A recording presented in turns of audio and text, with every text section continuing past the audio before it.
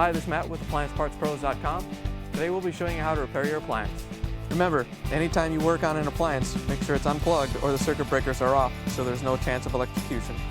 Also make sure you turn off the dishwasher's water supply underneath the sink. In this video we're going to show you how to change out the GE Dishwasher Shaft Seal. It's going to be a very easy repair and should only take a few minutes to show you how to do it. If you already have one of these, great. If not, you can click on the link below or get it at AppliancePartsPros.com. When you open up the package, you're going to get the instructions and the new shaft seal. The main reason you'll be changing out the shaft seal is if it's leaking and you're getting water coming out of the pump. When you're working on the lower part of the dishwasher and the part is easily accessible through the kick plate, you can change it that way, but most times it's just easier to pull it out of the cabinet and turn it over so you have easy access to the parts. The first thing we have to do is open up the sink cabinets, remove your dishwasher drain line, follow it up to wherever it goes and remove the clamp. We're going to use a 5/16 on ours. Make sure that when you take these off, that you have some towels around. Both the water line and the drain line might put some water out. Next thing we have to do is remove the fill line. It's usually connected to the hot water tap. And of course, we already had that shut off and the power disconnected from earlier. But now we need to remove the line and we can take it off with a 5/8 inch wrench.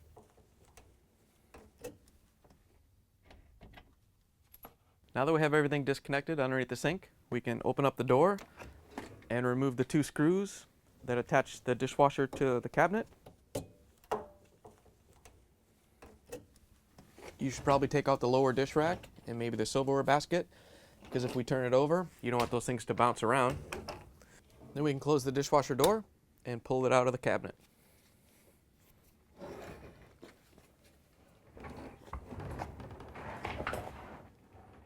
Once you have the dishwasher out from the cabinet, reach back and pull out the hoses so you can flip the dishwasher on its side. Now that you have the dishwasher out of the cabinet, you can flip it on its side to make it easier to work on. We put ours on the top and we remove the kick plate and the access panel to make it easier for you guys to see at home. In order to get to the shaft seal, we have to remove this solenoid assembly. First thing we have to do is remove the wiring harness from the solenoid. All we have to do is unplug it and tuck it out of the way. And then we can remove this little clip with a flathead screwdriver. You want to make sure that when you pry it out, you watch where it goes. If you lose it, they're usually hard to find.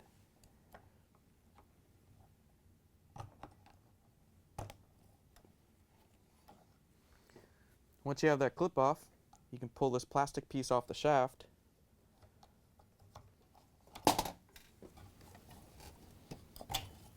And that'll make it easier to get to the two Phillips screws to take them out. To get the solenoid off the pump, we have to remove these two Phillips screws.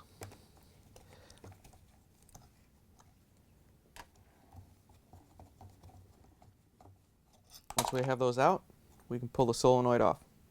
Now that we have the solenoid out of the way, we have access to this Tinnerman clip. These Tinnerman clips can be very hard to take off, so a lot of times it's much easier just to buy a new one and then get in behind it with a small flathead, pry it out a little bit, and then actually cut it off with a small dike or wire cutter.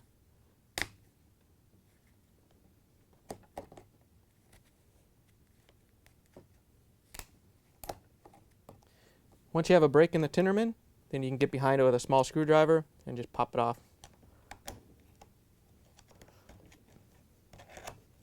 The main thing you want to do is cut it so when you pull it off you don't mar up the shaft, so the new seal will seal properly.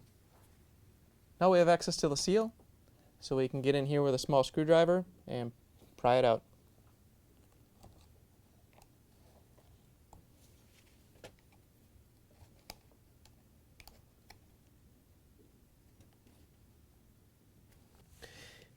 Here's the old shaft seal next to the new one. If you already have one of these, great. If not, you can get it at AppliancePartsPros.com.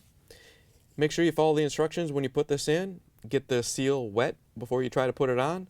And when you slip it onto the shaft, make sure that you have the flat side on the outside and the lip seal towards the pump. Alright, now we can put the new seal back in. Before you try to push it down the shaft, you may want to soak this in water or get it wet so it slides along the shaft easier.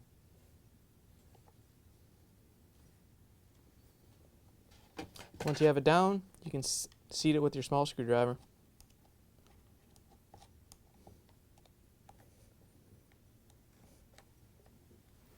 Now we can put the new Tinnerman on. You want to make sure that the center rounded part where it raises up is towards the outside to make it easier to push on.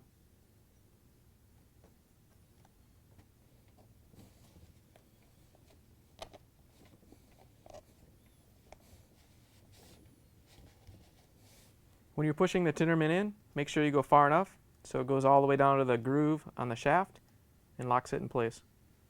All right, in order to put the solenoid assembly back in, we're going to put the bracket over the drain shaft and put the 2 Phillips screws back in.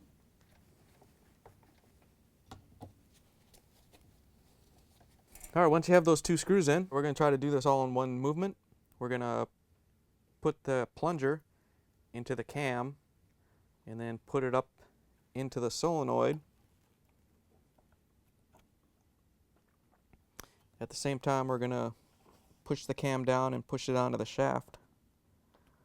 It does have a D shape on there, so you do have to line it up so it pushes on properly.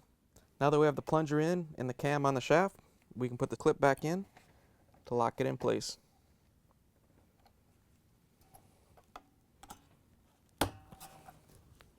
Last thing we have to do is reconnect the wire harness. All you have to do is push it on. Now that you're done repairing the dishwasher, you can flip it back over and we can put it back in the cabinet. First thing we need to do is put the lines back through the cabinet.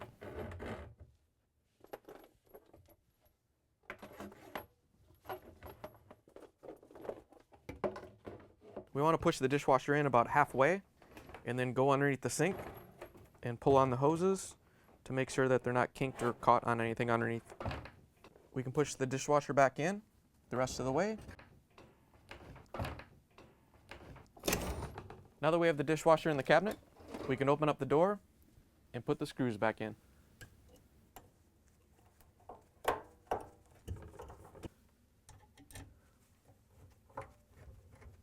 Now that we have the dishwasher screwed back into the cabinet, we can put back in the lower rack and silverware basket, whatever else you took out, and close the door. We can hook back up the lines. So we're going to hook up the water line and use our 5/8 inch wrench to tighten it down. Then we can hook up the drain line back up to the air gap. All you have to do is push it on and tighten down the clamp using your 5/16 nut driver or screwdriver. Now that you're done repairing the appliance, you can plug it back in, turn the water back on, and give it a spin. Thanks for joining us for another successful repair brought to you by AppliancePartsPros.com. Check out our other repair videos on our site, Facebook, and YouTube.